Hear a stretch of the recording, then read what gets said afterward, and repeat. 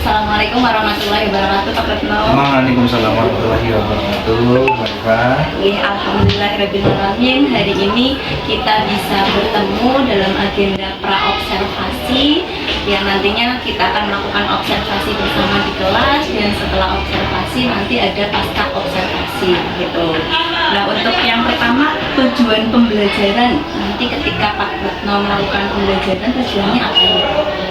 Terkait pertama terima kasih karena saya sudah diberikan kesempatan untuk diwawancarai untuk observasi yang terkait dengan tujuan pembelajaran untuk materi sejarah Indonesia khususnya di bidang saya, yaitu di materi bab perang pemuda atau pelajar atau juga mahasiswa dalam organisasi awal kemerdekaan sampai dengan reformasi, di mana untuk tujuan pembelajaran ada 4 dalam materi ini. Yang pertama, peserta didik memahami pergerakan pelajar atau mahasiswa atau pemuda pada awal kemerdekaan sampai dengan era reformasi. Kemudian yang kedua, peserta didik bisa menganalisis dampak dari pergerakan pelajar atau mahasiswa atau pemuda dari awal kemerdekaan sampai dengan era reformasi. Kemudian yang ketiga, membuat suatu tulisan atau ke dalam bentuk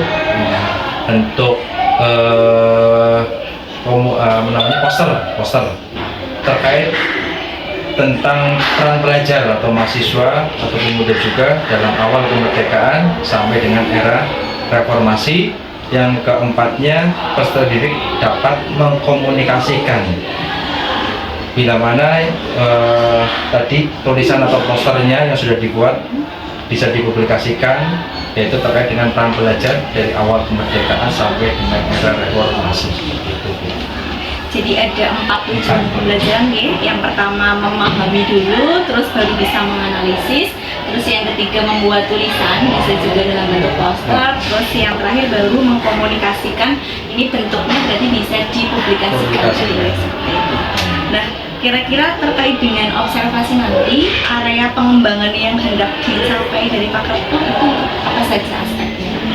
Untuk aspek area pengembangan, saya lebih memilih ke di sini kan PBL pakainya ya, program based learning, di mana area pengembangannya nanti memakai metode TPAK,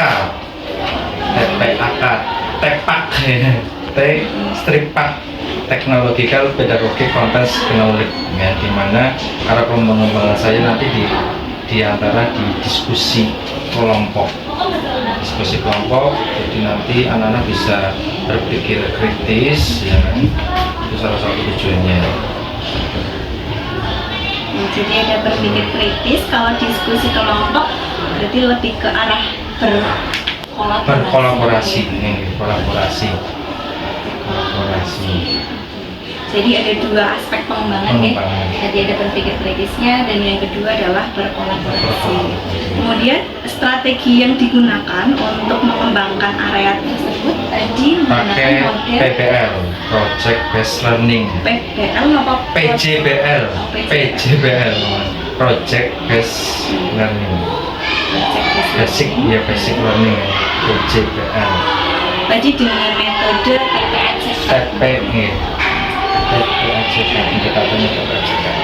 itu gambaran besarnya nanti seperti apa kira-kira? Kalau yang pembelajaran keseluruhan ini. Oke.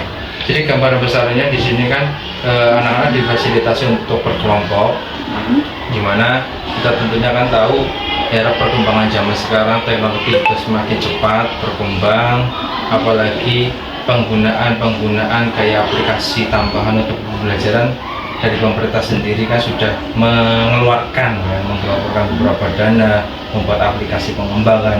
Nah, tentunya di era sekarang ini pemanfaat teknologi harus digenjot supaya anak itu lebih memanfaatkan teknologi ini untuk hal-hal positif ketimbang hal yang kurang positif.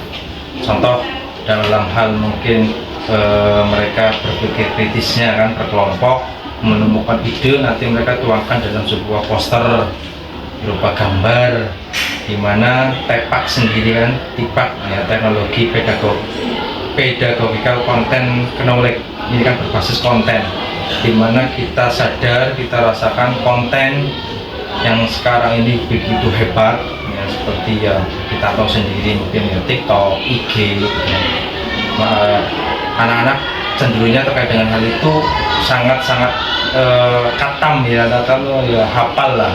Nah, tentunya kita mengantisipasi, menyisipkan materi di dalamnya terkait dengan materi ini pas sebenarnya peran pelajar, di mana mereka ya tidak hanya bermain saja atau bersenang-senang, setidaknya ada muatan positif terkait dari usaha mereka, peran mereka sebagai pelajar itu bagaimana.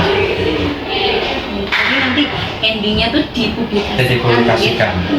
Baik di IG tadi, TikTok bisa, atau mungkin YouTube. YouTube mungkin nggak bisa gambar sih, ya antara IG dan TikTok. Terus terkait dengan yang dipublikasikan ini harus berupa poster atau mungkin boleh dalam bentuk yang lain? Dalam untuk materi ini saya fokuskan sebenarnya di poster ya, karena sebelumnya terkait dengan metode tulis saya bebaskan ke anak-anak terkait anak untuk mengumpulkan lewat video, lewat podcast dan sebagainya, tapi untuk pembuatan ini saya fokuskan untuk pembuatan poster. Jadi mungkin ada sedikit ya katakan paksaan atau bukan, tapi untuk pengarahan sebenarnya, pengarahan poster biar lebih mereka memahami sebenarnya, bukan pemaksaan. Ya, berarti globalnya tadi seperti itu ya, anak akan berkelompok, terus memanfaatkan aplikasi atau teknologi tadi, terus berkelompok menemukan ide, kemudian dibuat dalam bentuk poster, kemudian bisa dipublikasikan di media sosial yang mereka miliki. Seperti itu. Ya, terima kasih Pak Retno atas waktunya. Setelah ini kita nanti tinggal ke kelas untuk observasi. Saya sangat menantikan ini penerapan metode TPA cekannya nanti yang memanfaatkan teknologi itu seperti apa. Oke, siap boleh Pak. Ya, terima kasih. Oke, sama-sama. Berdoa mulai.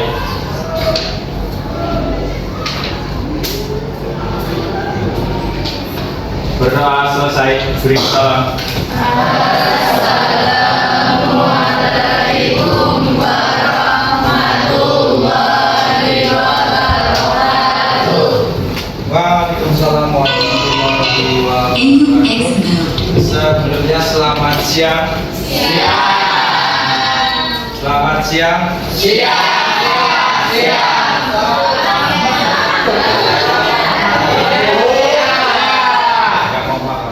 Oke, sekali lagi. Selamat siang.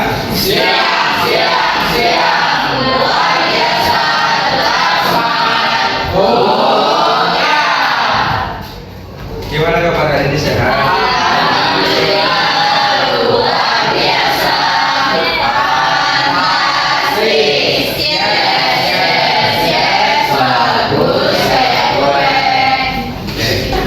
Hari ini Dir.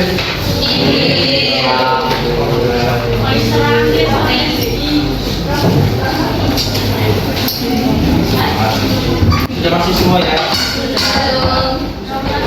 Roma izin kemana? Kok bimbingan ya? Tapi kan berangkat ya Roma ya? Untuk hari ini ya, kemarin minggu terakhir sudah membagi kelompok untuk tugas ya, untuk penyelesaian untuk hari ini nanti bisa dikirimkan biar untuk hari ini kita lanjut ke materi tambahan setelah reformasi di Indonesia, yaitu kalian bisa lihat di depan layar. Untuk materinya adalah peran pemuda dalam perubahan politik dan ketatanegaraan di Indonesia, peran pemuda kalian ya. Sedikit mungkin kemarin di hari Rabu tanggal 14 kalian sudah memilih ya, tentunya ini menjadi momen spesial bagi kalian pemilih pemula. Oke, terkait dengan peran pemuda dalam perubahan politik dan ketatanegaraan di Indonesia, yang pertama Pak perlu sampaikan untuk materi ini dimana satu ya kan, adapun tujuan pembelajaran yang tentunya nanti kita akan peroleh atau dapatkan. Ya, setidaknya kita mempelajari di mana memahami, ya kan, memahami beberapa pergerakan pelajar, mahasiswa, kemudian juga masyarakat yang ya di sini pernah, ya kan, diantaranya mengubah ketatanegaraan di Indonesia, baik nanti dari persiapan kemerdekaan sampai dengan masa reformasi. Ini tentunya peran pelajar itu penting, peran pemuda itu penting. Contoh, Pak Guru pernah sampaikan, kalau tidak ada desakan dari pemuda, kita nggak bakalan merdeka di tanggal 17. Kenapa? Karena Jepang sudah menjanjikan tanggal 24 Agustus nanti Indonesia akan diberikan kemerdekaan oleh Jepang. Tapi ya kan, pemuda sudah berpikir logis. Kalau misalkan di sini Indonesia diberikan hadiah, ya kan, diberikan dalam arti kemerdekaan, tentunya kan apa? Loh, sia-sia kan kita sudah berjuang kan sampai darah titik kehabisan. Maka dari situ apa? Pemuda mendesak. Terjadilah proklamasi kemerdekaan di tanggal 17. Presiden bakal perintah satu negara semua dipelajari di sini di ilmu pengetahuan. Ilmu yang satu ini emang gak ada mata pelajaran yang di bangku sekolah dasar menengah sampai atas. Tapi disadari atau enggak, kemudian ilmu inilah yang kita pakai bahkan dari sejak kita membuka mata. Ya, bayi yang nangis adalah jangan buat dapetin apa yang dia mau. Itu juga ngerayu orang tua untuk kasih uang jajan lebih. Atau sampai dewasa nanti ketika berusaha jadi calon presiden yang bakal perintah satu negara semua. Aspirasi dan kepentingan masyarakat di dalam pemerintahan itulah ruang hukum. Oke. Apa tanggapan kalian kalau melihat gambar di depan kalian ya terkait dengan pidato Soekarno ya secara pidato Soekarno terkait dengan pemuda ini? Saya mau menanggapi.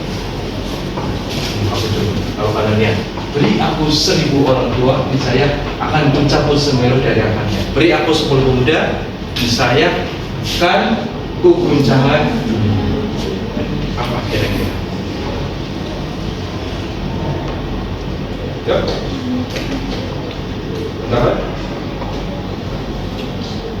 Sama malu. Tidak dulu. Anggapannya dulu nggak apa-apa. Anggapannya gambar. Yang patut diteladani. Oh, diteladani. Seperti apa teladannya? Seperti karakternya. Seperti karakternya. Yang bagaimana kira-kira? Bekerja keras. Oh, bekerja keras. Oke. Biasanya dari pendapat institusi parlemen ini 10 pemuda itu akan lebih berpengaruh terhadap dunia dibandingkan dengan 1000 orang tua. Kenapa dengan pemuda? Karena pemuda itu jauh lebih memiliki pemikiran yang maju. Lebih maju ya, lebih seperti itu. Kemudian kami kabi ya bersatu, kemudian menyampaikan tuntutan yang dinamakan Tritura. 3 tuntutan. Nah, apa saja isi Tritura? Yang pertama, karena imbas dari peristiwa G30 SPKI, di mana isi Tritura pembubaran Partai Komunis Indonesia, pembersihan kabinet dari unsur-unsur G30S dan PKI, dan yang ketiga penurunan harga atau perbaikan ekonomi. Tuntutan ini berhasil nggak? Berhasil. Jadi nanti kelompoknya diisi 2 anggota ya, biar memudahkan. Tinggalan nggak usah geser. Jadi saya kelompok ada 2. Apa Pak mau ngapain Pak? Dulu. Instruksinya dari kegiatan untuk diskusi, ya kan, diskusi kelompok ini. Tema peran pelajar mahasiswa, ya, kelihatan, dan pemuda dalam perubahan politik dan ketatanegaraan. Petunjuk, oke, petunjuk. Kalian di mana di sini membuat media, yaitu berupa poster. Pakai apa Pak? Pakai aplikasi Canva. Punya kok? Oke. Poster ini ya, poster adalah media edukasi yang terdiri atas tulisan, gambar atau kombinasi antara keduanya dengan tujuan memberikan informasi kepada halayak ramai. Oke, materinya gimana? Oke.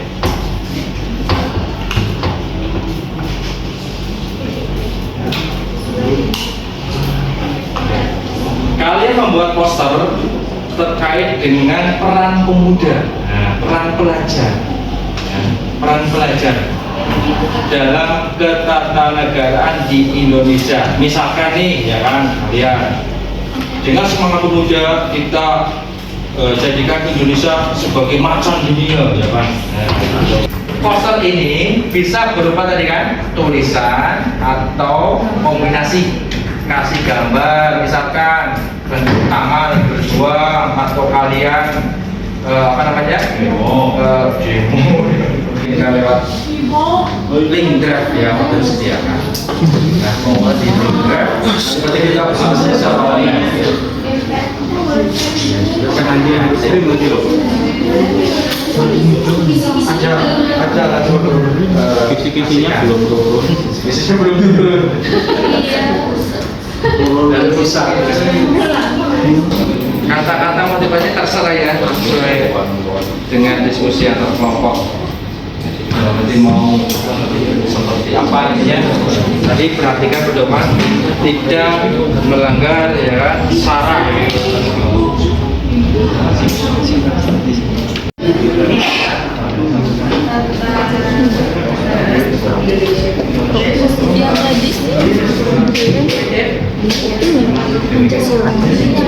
Yang tadi itu kayak gini, menunjukkan generasi pemuda, inovasi pemuda, menunjukkan generasi pemuda. Untuk poster nanti format penyimpanannya JPEG ya. Gambar. JPEG. Pertemuan pembelajaran kita siang hari ini ada yang mau merefleksikan atau menyimpulkan dari peran pemuda dalam ketatanegaraan itu sebenarnya seperti apa sih, ya kan? Sudah menyampaikan? Begitu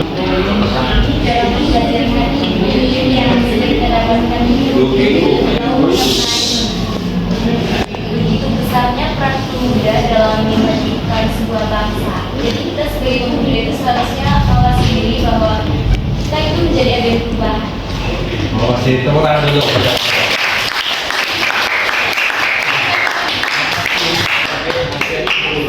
Oke, next ada lagi yang mau menyimpulkan materi hari ini, pembelajaran hari ini. Lain Ais, Lydia, Tiga, Lydia bos,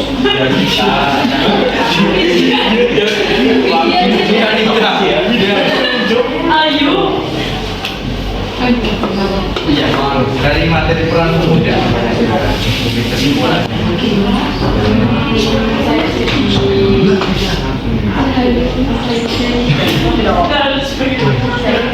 Saya menjadi tahu tentang materi Peran pemuda. peran pemuda seperti apa terhadap ketatanegaraan Indonesia.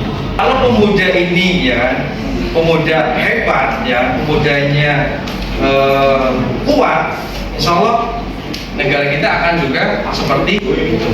Tapi kalau pemudanya mager, ya pemudanya malas, ya kan, ya sudah kita lihat, ya kan, kondisi negaranya akan seperti itu. Karena apa? Cerminan negara ada di pemuda.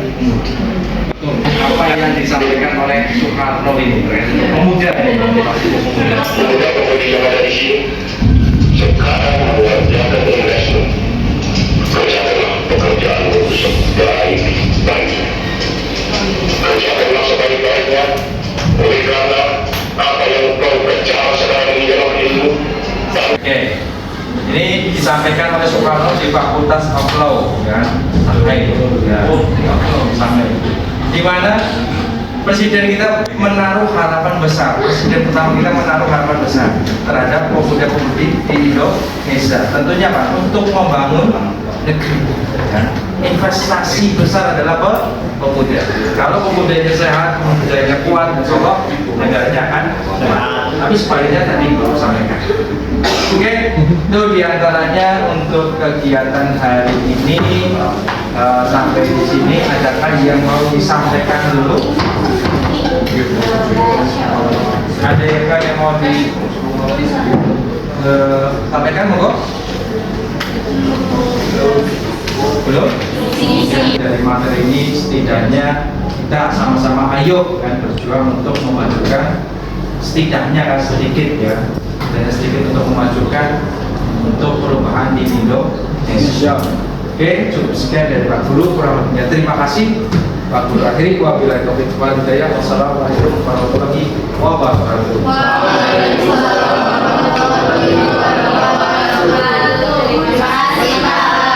Sama-sama, silakan istirahat. Assalamualaikum warahmatullahi wabarakatuh. Waalaikumsalam warahmatullahi wabarakatuh. Yang saya hormat Ibu Adi selaku PP, kemudian yang saya hormati juga Pak Retno selaku rekan sejawat. Saya sangat berterima kasih Pak Retno sudah meluangkan waktu untuk bertemu saya kembali dengan Ibu Ari dalam rangka pendampingan individu seperti itu. Pak Retno mungkin mau berkenalan dulu dengan Bu Ari. Oke, matur nuwun baik Pak. Sebelumnya Assalamualaikum warahmatullahi wabarakatuh. Izin memperkenalkan diri, nama saya Retno Wardoyo. Saya mengampu bidang studi sejarah Indonesia, khususnya yang diobservasi di kelas 12 seperti itu. Mungkin itu diantaranya informasi terkait dengan saya. Terima kasih Pak, salam kenal. Terima kasih Pak Retno. Sebetulnya tujuan pertemuan kita hari ini adalah terkait dengan pasca observasi yang sebelumnya sudah kita laksanakan observasi di kelas 12 IPS seperti itu.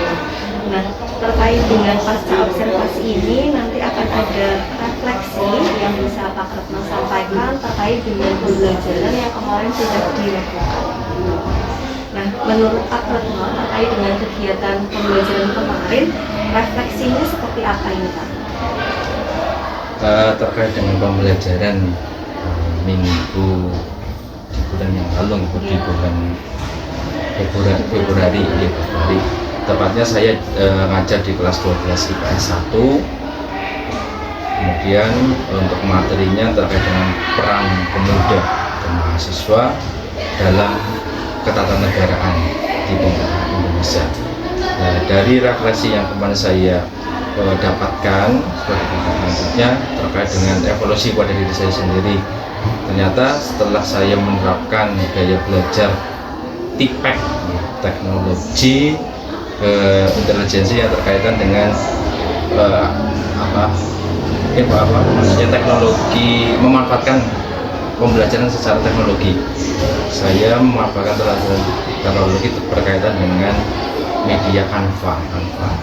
Tentunya dari evaluasi kemarin setelah saya menerapkan, diantaranya ada beberapa yang mungkin masih menjadi catatan saya, terutama fokus saya di mana untuk kolaborasi keaktifan siswa di kelas. Ternyata harapan saya kemarin harusnya saya bisa mengelola siswa yang pasif, ternyata hanya siswa-siswa yang aktif saja yang cenderungnya ikut mau berdiskusi. Nah, di sini saya juga menyadari kemarin banyak melihat ada beberapa kelompok juga yang masih pasif dalam hal untuk mengungkapkan atau menanyakan sesuatu, di mana saya pancing juga ternyata belum bisa mau berpendapat seperti itu. Kemudian setelah itu kendala juga diantaranya di waktu yang kemarin saya juga melihat ternyata waktu antara yang saya buat di modul di RPP ternyata tidak tepat sasaran. Kadang yang mungkin pembukaannya harusnya 15 menit, ternyata lebih dari 15 menit karena mungkin situasi kondisi yang mungkin menjadikan guru nyaman, terkadang akhirnya nggak ingat waktu. Terus kemudian setelah itu otomatis kalau waktunya sudah mulur, terjadi pergeseran di diskusi kelompok, akhirnya tidak maksimal. Kemudian setelah proses diskusi selesai, kemudian dalam hal saya meninjau untuk keaktifan kelompok berperiode kelas, tentunya juga saya masih melihat ada beberapa catatan terkait dengan peserta didik yang tidak bisa mungkin memanfaatkan kerjasama secara langsung, karena mungkin terkait dengan teman kelompoknya yang mungkin dianggap tidak sesuai atau mungkin ada pandangan sendiri, itu tidak maksudnya saya paham terkait hal seperti itu. Tapi tentunya hal ini harus bisa menjadi semangat saya supaya mereka ini kelompok harus kerjasama, kolaborasi dalam mengerjakan atau menyelesaikan tugas. Kemarin harus menjadi catatan saya setelah evaluasi. Sangat luar biasa ini Pak, ternyata dari Pak Ratna sendiri juga sudah bisa merefleksikan kira-kira apa sih yang masih kurang gitu, dan insya Allah mungkin akan diperbaiki untuk pertemuan selanjutnya ini Pak. Dan di sini saya mencatat kurang lebih ada sekitar 3 poin yang menjadi refleksi dari Pak Ratna. Yang pertama terkait dengan kolaborasi keaktifan di kelas gitu. Jadi yang aktif itu adalah siswa itu saja gitu ya. Jadi terkait dengan siswa yang pasif itu masih tetap sama gitu. Dan kira-kira solusinya bagaimana Pak nanti ke depannya? Untuk solusinya, rencana saya dari kegiatan evaluasi ini dari siswa yang tidak aktif mungkin diberikan suatu kayak stimulus pertanyaan yang setidaknya bisa mengarahkan ke yang mereka pahami dulu, misalkan terkait dengan peran pemuda. Kira-kira mungkin dengan pertanyaan apa mungkin yang kalian sudah perbuat, sudah lakukan untuk mungkin negara ini, kalau mungkin terkait dengan negara ini susah ya untuk sekolah ini, saya pancing dengan soal-soal yang low mungkin, kemudian dengan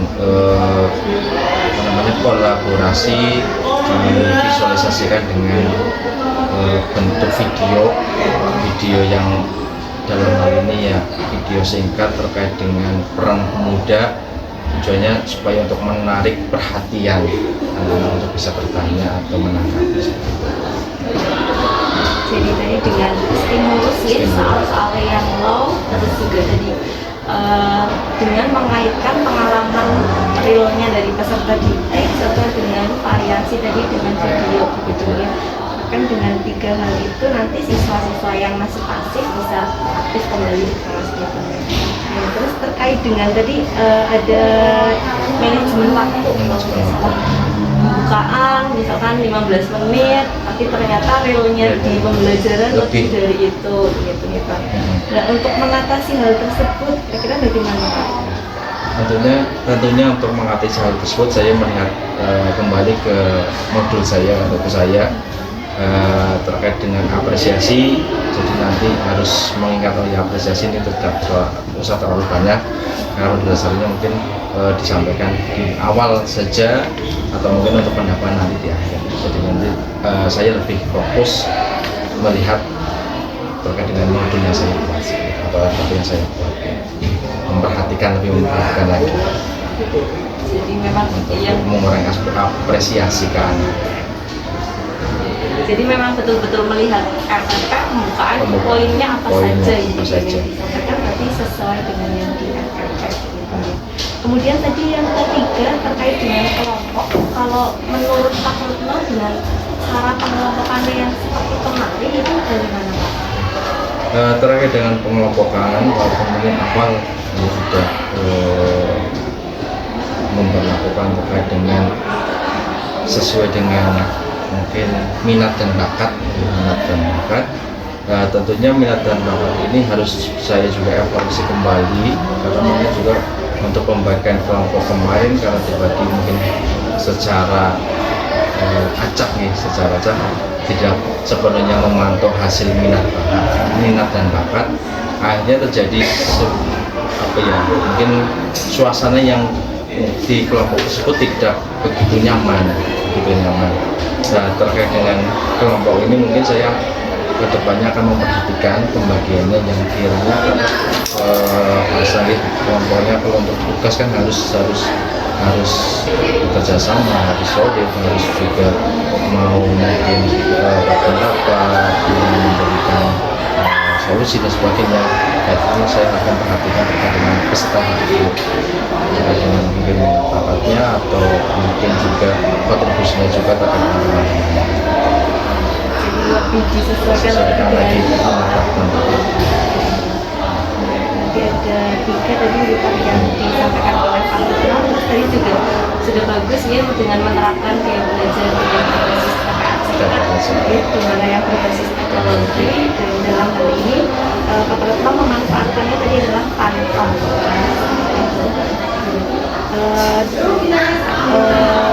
Kira-kira apakah boleh saya menyampaikan hasil observasi yang sudah kemarin?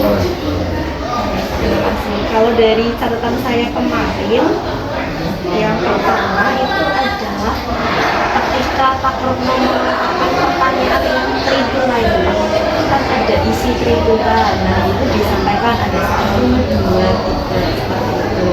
Nah ketika Pak Retno menyampaikan pertanyaan itu, anak itu kayaknya belum merespon, tapi oleh Pak Retno sebenarnya dijawab dulu. Jadi pertanyaannya seperti ini, apakah ritual itu berhasil dilaksanakan? Kita menjawab berhasil gitu. Jadi belum memberikan kesempatan bagi anak untuk menjawab sesuai pengetahuan mereka. Mungkin kembali lagi ini tadi saking bersemangatnya dengan materi itu dan kelas di situ, jadi secara refleks langsung menjawab pertanyaan tersebut. Terus yang kedua terkait pengelompokan tadi, Pak, tadi dari Pak Toto tadi juga sudah merefleksikan. Kemarin di pengelompokan saya agak melihatnya yaitu tadi ada yang cocok, ada yang tidak cocok, ada yang bersemangat, ada yang tidak gitu. Ini karena tadi ternyata belum disesuaikan dengan minat dan bakat yang jadi ada 2 hal ini yang menjadi penekanan saya. Terus tambahan di bagian pendahuluan Pak, di bagian pendahuluan kan Pak Toto mengawalinya dengan terus menanyakan kabar mungkin bisa diselipkan juga terkait dengan selain kabar kita tanyakan juga bagaimana sih perasaannya mereka hari itu.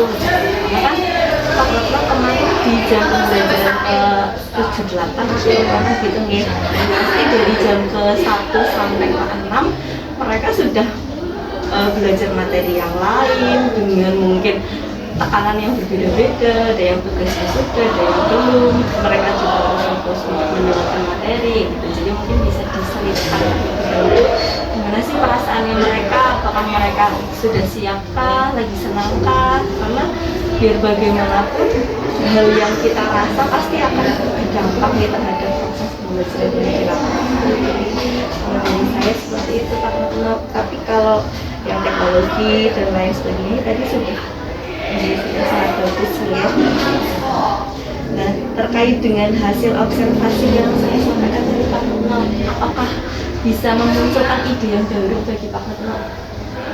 terkait dengan ide yang baru pastinya akan menjadi catatan saya untuk terus berinovasi terkait dengan peserta didik khususnya dengan sejarah, karena mapel sejarah kalau berkaitan mungkin dengan berbagai kendala dan sebagainya. Mungkin pertama image sejarah sendiri yang termasuknya mapel hafalan, karena terkadang sangat bosan dan sebagainya. Tentunya menjadi catatan bagi saya untuk bisa berinovasi lagi terkait dengan media atau mungkin dengan penambahan daya belajar yang sesuai dengan perkembangan zaman. Jadi lebih ke pengembangan media dan memvariasikan gaya belajar. Kira-kira apakah mungkin Pak ini terlaksana di pertemuan selanjutnya terkait dengan variasi media dan belajar ini? Insya Allah saya laksanakan di pertemuan secepatnya selanjutnya. Saya sangat menunggu ini Pak, kabar baiknya. Nanti kalau misalkan memang sudah dilaksanakan atau akan dilaksanakan. Saya tunggu progresnya nanti seperti apa dan bagaimana nih terkait dengan refleksi yang tadi sudah dilakukan, apakah sudah teratasi dengan baik atau masih ada yang menjadi tantangan kembali seperti itu. Ya. Kemudian di akhir sesi ini izinkan saya untuk menyampaikan kesimpulannya ya Pak. Terkait dengan kesimpulan refleksi pembelajaran yang disampaikan Pak Retno tadi poinnya ada 3, yaitu terkait keaktifan siswa di kelas, manajemen waktu, terus juga terkait dengan optimalisasi dalam kelompok. Kemudian terkait dengan idenya tadi lebih mengarah pada variasi media dan gaya belajar. Dari beberapa hal ini kira-kira ke depannya Pak Retno ingin mengembangkan keterampilan yang apa ya? Paling keterampilan yang berkaitan dengan sosial di mana untuk materi peran pemuda ya kita akan menciptakan bagaimana pemuda ini harus siap-siap ya. Karena kalau melihat sejarah negara kita, pemuda itu menjadi tolak apa ya namanya, kayak sesuatu yang mungkin kalau senjata kayak hantaman atau senjata pemusnahnya, karena peran pemuda ini sangat sentral sekali, di mana kalau kita melihat sejarah perkembangan dari mungkin awal sampai yang reformasi kan, kalau tidak ada pemuda ya negara tidak akan berjalan dengan aman ya, berjalan dengan sesuai dengan garis mungkin demokrasinya, garis sesuai dengan pemerintahannya seperti itu. Jadi untuk membangunkan menguatkan posisi pemuda ini adalah sangat vital. Sosial nih, kalau para pemudanya solid pasti bisa mengambil peran dengan baik dan mereka juga sadar ternyata peran mereka itu begitu penting. Begitu besar sih. Jadi, terima kasih Pak Retno atas waktunya.